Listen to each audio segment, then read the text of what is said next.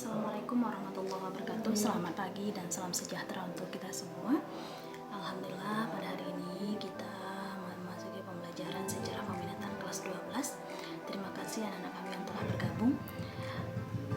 Sebelum kita memasuki pembelajaran sejarah hari ini, ada baiknya kita baca doa terlebih dahulu untuk mendapatkan keberkahan dari Allah SWT pada materi ini sehingga bermanfaat bagi kita semua. Kita berdoa menurut agama dan kepercayaan masing-masing. Berdoa mulai. Doa selesai.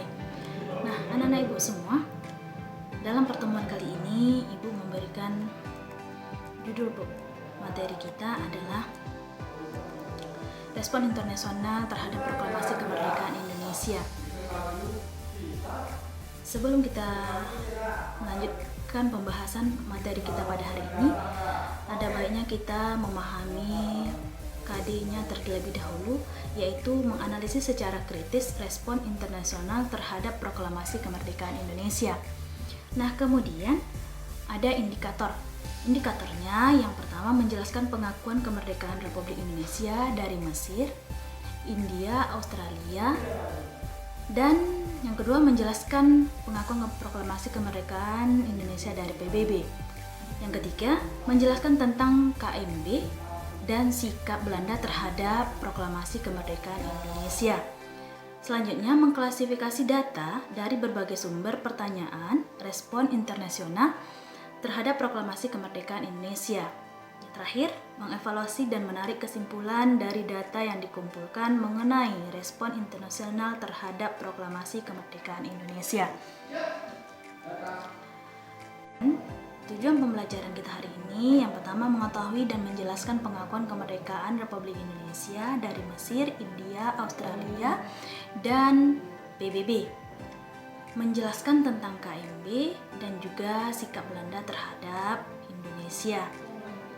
Kemudian, mengklasifikasi data dari berbagai sumber pertanyaan respon internasional terhadap proklamasi kemerdekaan Indonesia. Kemudian, mengevaluasi dan menarik kesimpulan dari data yang dikumpulkan mengenai respon respon internasional terhadap proklamasi kemerdekaan Indonesia. Yang terakhir, menyajikan hasil analisis dan evaluasi mengenai respon internasional terhadap Proklamasi Kemerdekaan Indonesia dalam bentuk tulisan atau media lain. Selanjutnya, yaitu adalah materi pokok pembahasan kali ini, yaitu yang pertama, pengakuan kemerdekaan Republik Indonesia dari Mesir, India, Australia, PBB, dan KMB. Kemudian, sikap Belanda terhadap Proklamasi Kemerdekaan Indonesia. Anak-anak ibu semua, kita ketahui bersama bahwa kemerdekaan Indonesia itu tidak semudah yang kita bayangkan. Bagi para pejuang Indonesia, terutama pada para diplomat, di masa-masa awal kemerdekaan meyakinkan negara-negara lain untuk mengakui Indonesia itu sebagai negara yang berdaulat. Negara pertama yang mengakui kemerdekaan Indonesia adalah negara Mesir.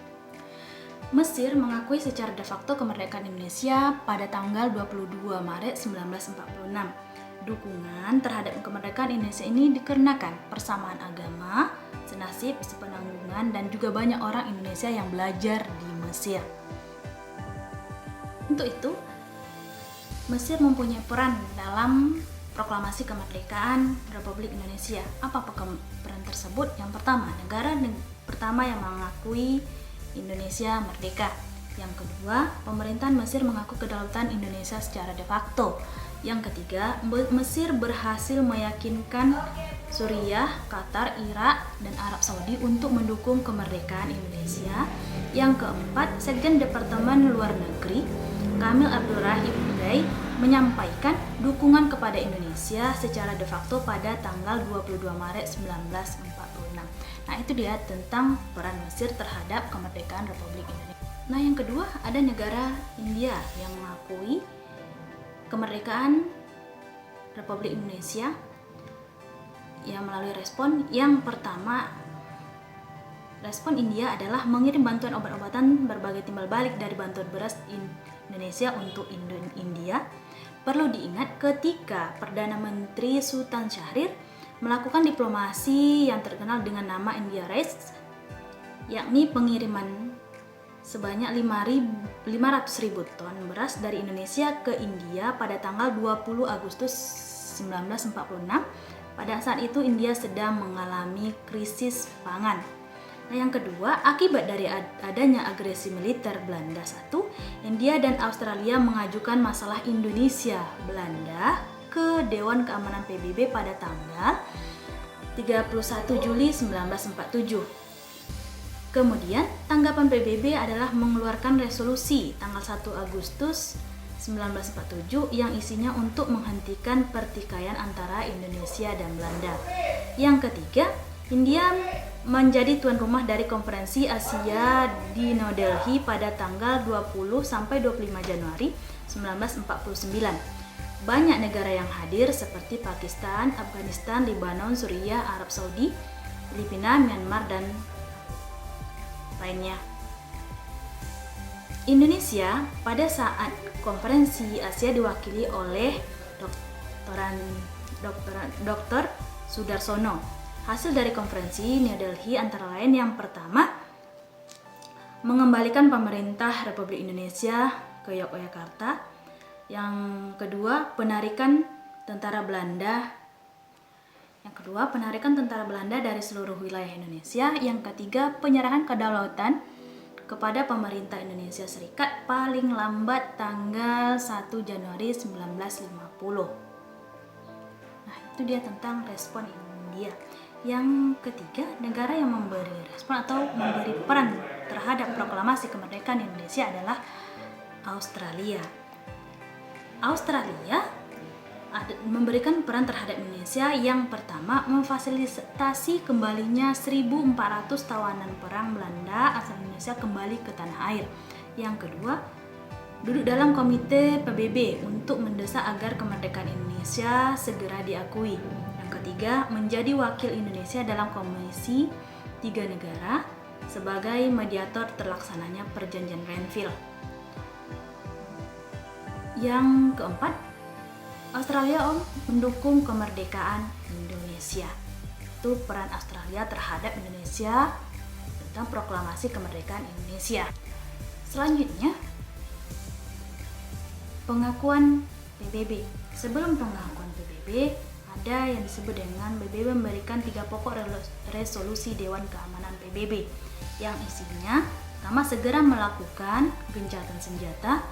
Yang kedua, pembebasan semua tawanan politik Republik Indonesia dan mengembalikannya pemerintah Republik Indonesia ke Yogyakarta.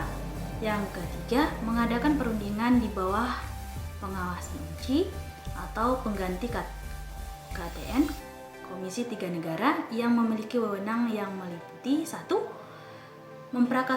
Memprakarsai perundingan dengan wakil-wakil daerah di Indonesia guna membentuk pemerintah sementara selambat-lambatnya 15 Maret 1949. Menyelenggarakan pemilu untuk memilih Majelis Konstituante sebelum terbentuknya RIS.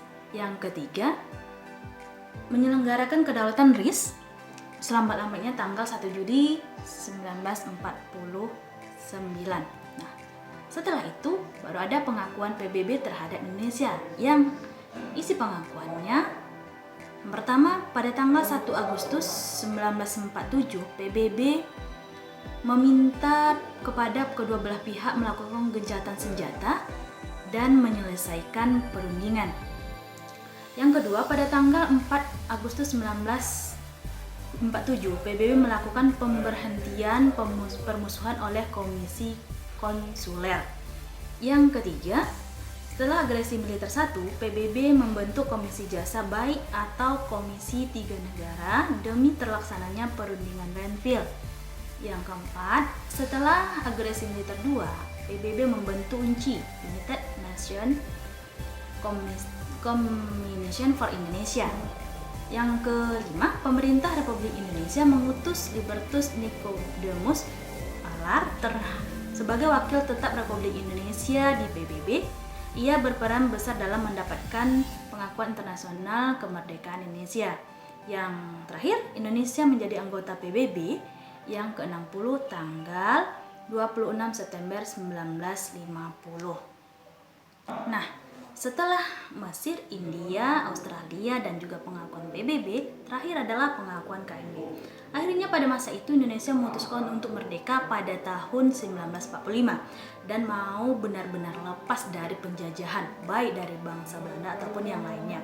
Namun, hal ini tidak diterima dengan baik oleh Belanda. Belanda hendak meredam kemerdekaan Indonesia dengan cara kekerasan. Hal inilah yang membuat KMB tercetus karena Belanda mendapatkan kecaman dari dunia internasional. Nah, dari kecaman tersebut sehingga adanya perundingan, adanya konferensi meja bundar, KMB mengakui KMB memberikan pengakuan. Yang pertama, kemudian pada tanggal 28 Januari 1949, Dewan Keamanan Perserikatan Bangsa-Bangsa mengeluarkan resolusi yang isinya mengecam perbuatan Belanda yang mengadakan serangan militer kepada tentara Indonesia. Dewan PBB pun kemudian meminta diadakan perundingan bagi kedua belah pihak agar ditemukan solusi antara Indonesia dan Belanda. Sebelum diadakan KMB, Belanda dan Indonesia juga melakukan beberapa pertemuan untuk menyelesaikan problem ini secara diplomasi yang kemudian menciptakan perjanjian Linggarjati, Renville, dan perjanjian Rem-Royen.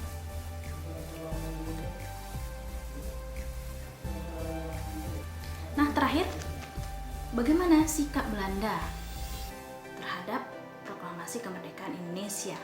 Sikap Belanda itu jelas menolak. Ada penolakan Belanda terhadap Indonesia.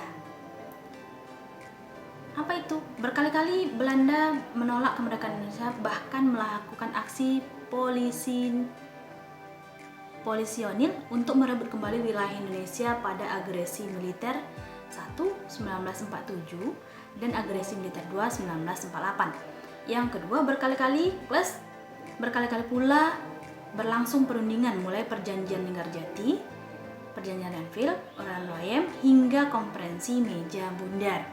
Pihak Belanda berkali-kali melakukan aksi polisionil dengan alasan ingin menertibkan kondisi keamanan Hindia Belanda dari para pemberontak. Maka tak heran Belanda kembali datang untuk alih-alih menertibkan. Yang keempat, Belanda baru mengakui kedaulatan RI berkat resolusi konferensi meja bundar pada tahun 1949. Meskipun begitu, hasil kesepakatan KMB pun membagi wilayah Indonesia ke bentuk federasi, Republik Indonesia Serikat, TORIS, lantas dinyatakan berakhir pada tahun 1950.